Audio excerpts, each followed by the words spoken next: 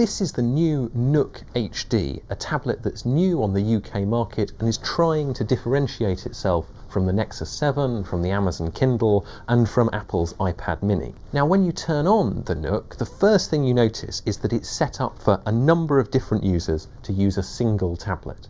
So if we log on as Charles, then you'll see that Charles keen on magazines, there's books down here, and when you fire up that magazine, or in this case the Invincible comic, you'll see that it's a very reader-like experience, and that's what Nook is aiming for. Where Kindle wants you on their Fire HD model to download films and to read books as well, Nook's aim is that you read magazines on their tablet. It's not the only thing the tablet can do. There is email, there are films, there are books, but they think that reading magazines is the crucial way that they'll be able to capture a market. So if you press up at the top, you'll see you've got a contents panel down here. You can scroll to wherever you want to go, and if you go back to here, then you can see that there's a more conventional zoomed out view. And if, say, you were in a magazine and you found a page that if it were a real magazine you'd tear it out and keep it,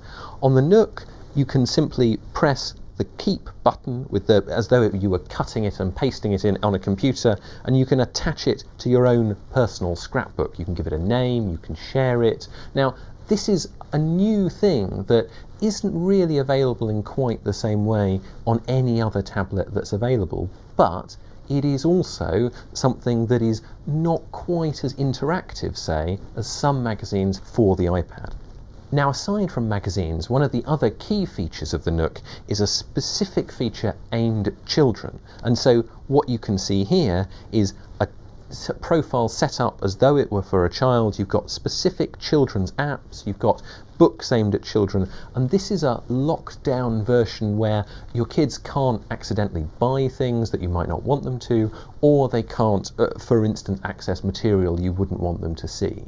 What we see with the Nook is a tablet at a good price, at £159, the same price as a Nexus 7, as a Kindle Fire HD, doing different things, less flexible than a Nexus 7, but if magazines are your thing, then the Nook is currently, I would say, one of the best options out there.